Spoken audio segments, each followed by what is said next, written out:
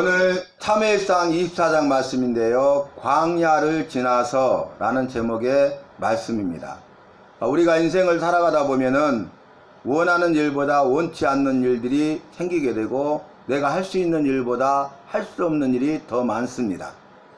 내가 원하는 대로 할 수 있는 대로 일이 이루어지면 참 좋겠지만 누구나 다 그러기를 원하지만은 실제로는 그런 일들은 잘 일어나지 않습니다. 오히려 우리의 삶 가운데, 나의 삶 가운데 내가 원하지 않는 일들 투성입니다. 내가 할 수 없는 것들의 투성입니다. 그래서 우리는 문제를 만나게 됩니다. 문제를 만날 때에 그 문제를 해결할 수 있는 답이 있다면 얼마나 좋겠습니까? 그런데 여러 사람들이 누누이 말하듯이 인생에 답은 없다. 문제에 답은 없다. 그래서 문제 해결에 대한 정답이 있으면 좋을 텐데, 해답이 있으면 좋을 텐데 정답도 해답도 없기 때문에 답이 없는 인생을 살아가게 됩니다. 답이 없기 때문에 내 인생이 어렵고 힘들고 외롭고 고통스럽고 슬프고 아프고 힘들고, 그래서 내 인생 가운데 좌절하게 되고 실망하게 되고 더 나아가서 절망하게 되는 것을 보게 됩니다. 대부분 모든 사람들의 문제죠. 우리의 문제, 나의 문제입니다. 그런데 우리가 이러한 인생을 살아가는 것을 광야다, 이렇게 말씀드릴 수가 있겠습니다. 여러분, 광야는 어떤 것입니까? 아무것도 없는 곳이에요. 광야는 동물도 살기 어렵고 식물도 생존하기 어려운 그런 곳이고, 또 사람의 거처가 있을 수 없는 곳 아니겠습니까? 사람이 거할 수 없는 곳이에요. 왜냐하면은 광야는 거칠고 황량하고, 또 이제 낮에는 덥고 저녁에는 춥고 1년 365일 동안 이렇습니다. 우리가 지금 여름이 되니까 또 비가 오고 습도가 높고 불쾌지수가 높고 무더위, 또 이제는 폭염이 계속되는데 이 더위 가운데 얼마나 힘들어 합니까? 그런데 한번 상상해 보세요. 우리는 여름 짧은 한 계절이지만 1년 365일 동안 낮에 극심한 더위를 겪는단 말이에요. 그리고 저녁에는 또 반대로 극심한 추위가 있어요. 그러니까 사람이 살 수 없는 것 아니겠습니까? 그래서 내가 원하는 것보다 원치 않는 일들이 발생하는 것이 광야예요. 내가 할 수 있는 것보다 할 수 없는 일이 더 많은 것이 광야입니다. 그러니까 내 인생의 광야라고 할 수가 있는 것입니다. 여러분, 이 광야는요 아무것도 없어요. 정말로 내 인생 가운데 이것도 저것도 그것도 없어요. 아무것도 없어요. 이럴 수 있단 말인가? 내가 그동안에 이렇게 살아왔던 모든 것, 내가 수고했던 모든 것, 이 모든 것이 다 허사인가? 헛것인가? 모든 것이 다 수포로 돌아가는가? 내가 이렇게 인생을 살아왔는가? 내 인생은 잘못된 인생인가? 내가 잘못 살아왔는가? 이런 생각들을 하게 된다, 그 말이. 광야 같은 인생을 만나면, 광야 같은 상황과 환경에 처하면 누구나 다 그렇게 생각하고 누구나 다 그렇게 말할 수가 있다는 것입니다. 그런데 놀라운 것은요, 여러분, 광야 뭐라겠어요?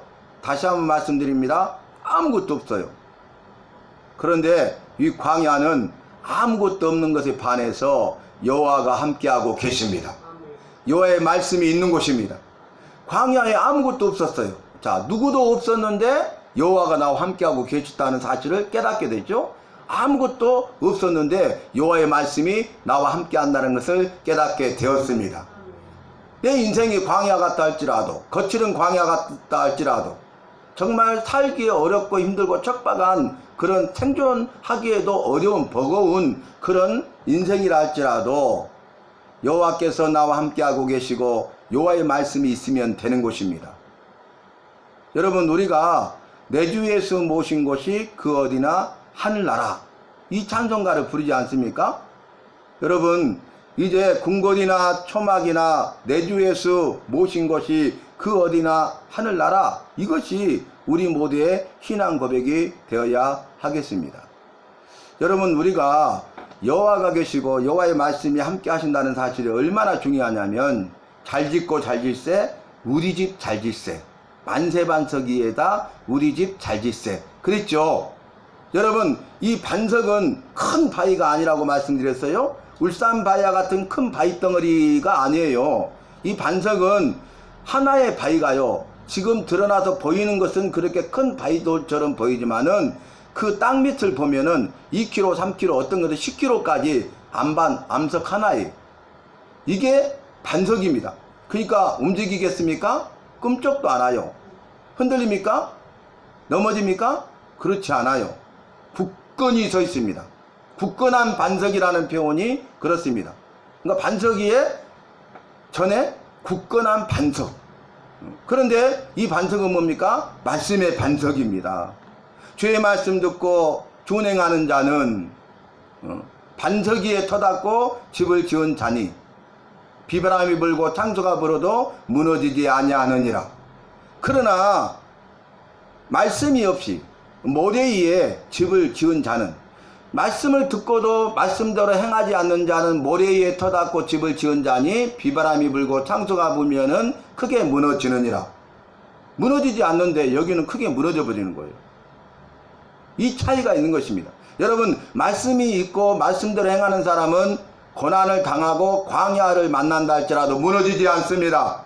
그러나 말씀이 없는 사람은 고난이 오고 광야를 만나게 되면은 무너지는데 크게 힘이 무너져 버린다는 거예요. 그래서 우리는 여호와를 믿고 여호와의 약속의 말씀을 붙들고 그 말씀대로 살아야 되는 것입니다. 말씀의 반석 위에 든든히 서가야 되는 것입니다. 그래서 우리가 좀 전에 불렀던 찬송가도 그 내용이죠. 주의 말씀 듣고서 준행하는 자는, 다지켜 행하는 자는 반석 위에 터닫고 집을 지음 같아 비가 오고 물나며 바람 부딪혀도 반석 위에 세운 집 무너지지 않네. 주의 말씀 듣고도 행치 않는 자는 모래 위에 터닫고 집을 지음 같아 비가 오고 물나며 바람 부딪힐 때 모래 위에 세운 집 크게 무너지네. 여러분, 우리 인생이 나중에 허사가 되고 헛수가 되고 그래서는 안 되겠습니다. 무너져 버려서는 안 되겠습니다. 지금부터서라도 여호와가 내 안에 계시고 여호와를 내 안에 모시고 여호와의 말씀을 듣고 깨닫고 그 말씀대로 지켜 행하는 자가 되고 그 여호와의 말씀을 지켜 행하되 다 지켜 행하는 준행하는 자들이 되어서 내 믿음을 말씀의 반석 위에 든든히 세우고 내 인생을 말씀의 반석 위에 든든히 세워가야 하겠습니다. 암요양병원에서 그분이 온몸의 통증으로 견딜 수 없는 분이 이제 예배 나와서 그 주님을 모르는 분이 예배를 통해서 주님을 만나게 되었잖아요. 그래서 이제는 확실히 구원받은 백성이 되었어요. 마음으로 믿고 입으로 시인하여 구원을 받았습니다.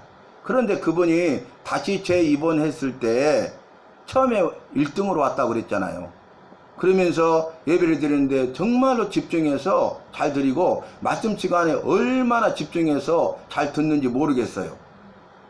그리고 나서 그분이 이제 그 다음에 말씀을 나눌 때 뭐라고 고백했다고요? 다 말씀을 듣고 나서 한마디씩 말씀을 나누는데 그분이 이렇게 이야기하는 거예요. 목사님, 이 예배 시간이 기다려졌어요. 그리고 두 번째는 이제 치료받는 시간보다 이 예배 시간이 더 좋아요. 그리고 세 번째는 뭐라 했냐면은 1시간 예배가 몇 초처럼 느껴져요. 마지막 네 번째는 뭐라 했어요? 이 예배가 끝나니까 너무나 아쉬워요. 더 하고 싶어요. 완전히 달라진 기적을 행했잖아요. 그런데 이번 주 목요일날 암요양병원에서 예배를 드리고 말씀을 나누는데 뭐라고 그분은 고백을 하냐면은 이런 고백을 해요. 자, 주님을 만나서 구원받은 것은 전제로 하고, 그리고 나 첫 번째, 권사님이 예배를 인도했는데 권사님을 만나서 저는 행복해요. 그 옆에 있는 권사님한테. 두 번째는 이 병원에 와서 대표 원장님한테 이렇게 치료를 받을 수 있어서 저는 감사해요. 그리고 세 번째는 목사님을 만나서 말씀을 들을 수 있어서 감사해요. 이 고백을 하시더라고요.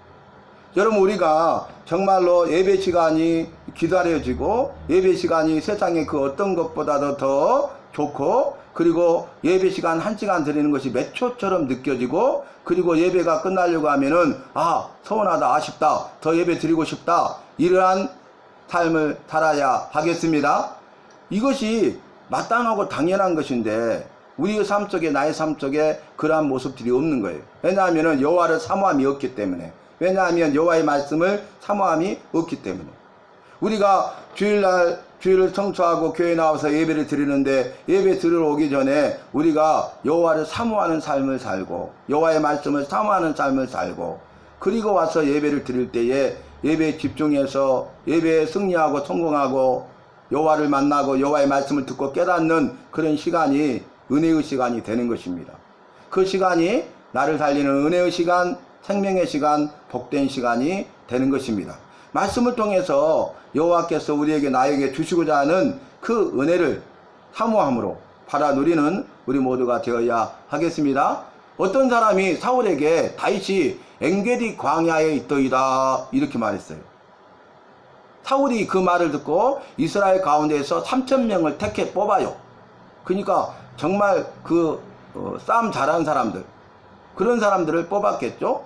3,000명을 뽑아가지고 이제 엔게디 광야에 와서 수색을 하다가 사울이 뒤를 보려고 굴로 들어갑니다. 마치 보니까 굴이 있어서 뒤를 보려고 굴에 들어가는데, 그때 문제는 그 굴 깊은 안쪽에 다윗과 그를 따르는 사람들이 있었다는 거예요. 그러니까 다윗의 사람들이 다윗에게 말하기를 온수 갚을 날을 여호와께서 주셨나이다. 지금이 기회입니다. 지금 다윗은 죄가 없고 죽을 만한 죄는 더 없지만은 사울이 다윗을 시기하고 질투하고 미워해서 죄가 없는 다윗을 죽이고자 했잖아요. 그래서 정말 험난한 세월을 보내고 있습니다. 도망자의 삶을 살고 있잖아요. 근데 절대절명의 위기가 아니라 절대절명의 기회가 온 거예요. 정말 마지막 기회 같은, 정말 앞으로 더 이상 있을 수 없는 그런 기회가 주어졌어요. 자기를 죽이고자 하는 사울왕을 제거할 수 있는 그런 기회가 주어졌습니다. 그때 다윗이 어떻게 합니까? 가만히 사울이 모르게 그의 겉옷자락을 베요. 겉옷자락. 그런데 겉옷자락을 뱄는데 그 사울왕의 겉옷자락을 뱀으로 인하여서 다윗이 마음이 찔려요. 왜 그런지 아십니까? 이렇게 본문에서 답을 했죠. 여호와의 기름 부음을 받은 자를 치는 것이 마땅치 않고 여호와께 기름 부음을 받은 자를 치는 것을 여호와께서 금하셨나이다. 여호와께서 기름을 부어서 세운 자는요, 여호와께서 세운 자예요. 그러니까 그 여호와께서 기름 부어서 세운 자를 치시고 세우시거나 폐하시는 것은 여호와의 손에 달려 있다는 거예요. 여호와께서 기름 부어서 세운 사람을 인간이 쳐서는 안 된다 그 말입니다. 세우거나 폐해서도 안 된다 그 말입니다. 우리가 이 말씀의 원리를 잘 알아야 되겠죠. 여호와가 세웠거든요. 그러니까 여호와께서 마음에 들어서 세웠어요. 그럼에도 불구하고 연약하고 부족하고 죄인됨에도 불구하고 여호와의 일꾼으로 세웠어요. 그러면 세우시는 분도 여호와시고 폐하시는 분도 여호와세요. 그를 치시는 분도 여호와세요. 그래서 여호와께 기름 부음을 받은 자를 치는 것을 하지 말라 금하신 거예요. 그런데 지금 온수갚는 날이 이르렀습니다. 죽이소서 했지만 그는 사울왕은 죽이지는 않았지만 그의 겉옷자락을 폈잖아요. 그러니까 그로 인해서 마음이 찔렸다는 거예요. 그 말은 다윗은 그의 삶 가운데 여호와가 늘 함께 하시고 그의 삶 가운데 여호와의 말씀이 있었다는 것입니다. 그러니까 여호와 앞에서 삶을 살아가는 거죠. 그러니까 여호와의 말씀에 따라 살아가는 것이죠. 그래서 여호와 앞에서 원수 갚을 수 있었지만 죽이지 않았어요. 또 여호와의 말씀이 있었기 때문에 내가 기름 부어서 세운 자를 치지 말라고 금하신 그 말씀을 기억하고 마음이 찔렸다는 거예요. 여러분, 우리도 인생을 살아가면서 여호와가 내 안에 계셔서 늘 어디를 가든지 여호와 앞에서 삶을 사시기를 바랍니다. 그것이 우리가 죄를 멀리하고 죄와 싸워 이길 수 있는 힘과 능력이고 방법이에요. 그것이 우리가 선을 행하고 의롭게 살아갈 수 있는 원리입니다. 그리고 여호와의 말씀에 따라서 살아가십시다. 그것이 우리가 죄를 깨닫고 죄에 대해서 회개할 수 있는 길이에요. 말씀이 있어야, 말씀의 거울에 비춰봐야 내 모습이 적나라하게 드러나는 거예요. 내 실상이 드러나는 거예요. 내 죄악된 모습들이 다 보이는 것입니다. 깨닫게 되는 것입니다. 그래서 그 죄에 대해서 우리가 깨닫고 깨닫는 순간 그 죄에 대해서 회개함으로 용서받을 수가 있는 것이죠. 죄 용서함, 죄 사함을 받을 수가 있는 것입니다. 그 죄 문제를 해결할 수 있다는 것입니다. 그런데 나중에 본문은 어떤 내용입니까? 보소서 왕이요 당신의 겉옷자르기 아닙니까? 멀리 서서.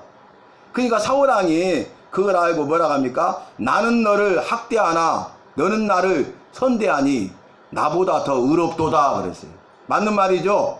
나는 너를 학대하나 죽이고자 했으나 너는 죽일 수 있는 그런 좋은 기회가 주었음에도 불구하고 나는 이미 죽었을 텐데, 지금 죽어있는 사람일 텐데 너는 나를 선대했구나. 그 말은 뭡니까? 나는 악을 행했는데 너는 선을 행했다는 거예요. 악을 악으로 갚지 않고 선으로 악을 이기라는 말씀처럼 다윗은 그 말씀대로 한 것입니다. 악을 악으로 갚지 않고 악을 악으로 갚을 수 있는데 선으로 악을 갚으려고 하는, 선을 행하는. 다시 한번 말씀드립니다. 사울왕이 나는 너를 학대하나 너는 나를 선대하니 나보다 더 의롭도다. 그러면서 뭐라고 하냐면 여호와께서 너에게 선한 대로 행하시기를 원하노라. 그런데 이 말이 앞으로 이루어집니다. 그대로. 사울왕은 그 상황에서 여호와께서 이 선한 대로 너에게 행하기를 원한다 그랬잖아요. 근데 악을 악으로 갚지 말고 선으로 악을 갚으라는 여호와의 말씀이 이루어져요. 악을 악으로 갚지 않았죠? 갚을 수 있음에도 불구하고 선을 행했죠? 그랬더니 나중에 선으로 악을 이기게 됩니다. 그리고 결국 어떻게 되냐면 여호와께서 선한 대로 행하시는데 그 악을 행하는 다윗을 죽이고자 하는 사울왕은 길보아 전투에서 전사에 죽습니다. 그리고 사울왕이 죽이고자 했던 다윗은 살게 됩니다. 그래서 도망자 신세에서 망명에서 망명자가 되지만 나중에 고국으로 돌아오게 되고 이스라엘의 왕이 되고 강력한 통일왕국을 이루게 됩니다. 그러니까 보세요. 오늘 말씀이 그대로 이루어졌죠. 또 신약에 있는 너는 악을 악으로 갚지 말고 손으로 악을 이기라는 여호와의 말씀이 이루어졌죠. 다윗의 삶을 통해서 이 말씀을 이루신 여호와께서 오늘 예배드리는 저와 여러분, 나의 삶을 통해서 내가 여호와 중심의 삶을 살고 여호와 앞에서 삶을 살아가고 그리고 여호와의 말씀에 따라 살아갈 때에 반드시 승리하게 할 줄로 믿습니다. 악을 선으로 이기게 하실 줄로 믿습니다. 모든 것이 합력하여 선을 이루실 줄로 믿습니다. 주님의 선하시고 기뻐하시고 온전한 뜻을 이루실 줄로 믿습니다. 그래서 주님께 영광이 되고 우리 모두에게는 기쁨과 즐거움과 감사함이 되고 주님 앞에 서는 날 주님께서 착하고 충성된 종아 네가 참 잘하였다. 주인의 즐거움에 참여할지어다. 이렇게 인정받고 칭찬받는 우리 모두가 될 줄로 믿습니다. 여러분, 우리가 인생을 살아가는 가운데 고난 가운데 광야 같은 그런 삶을 만나고 우리가 강야를 지나갈 때가 있습니다. 그럴 때 어떻게 해야 되겠습니까? 광야는 아무것도 없는 것이지만 그걸로 인하여 그것만 바라보고 내가 처한 상황과 환경 때문에 절망하지 마시고 영원한 소망과 생명 되시는 여호와께서 함께 계심을 기억하시기 바랍니다. 여호와의 말씀이 있음을 기억하시기 바랍니다. 여호와가 함께하고 계시면 여호와 안에 있는 모든 것을 나에게 주십니다. 여호와의 말씀이 있으면 그 말씀으로 이 광야 같은 고난을 능히 싸워 이기고도 남게 되는 것입니다. 우리 주님께서 함께 하시기 때문이고 우리 주님께서 힘과 능력을 주시기 때문이고 강하고 담대함과 용기를 주시기 때문이고 피할 길을 주시기 때문이고 싸워 이길 만한 은혜를 주시기 때문에 그렇습니다. 이러한 은혜와 복과 생명을 누리는 광야의 삶이 되시기를 바랍니다. 인생이 되시기를 바랍니다. 날마다의 삶이 되고 일생이 되시기를 바랍니다.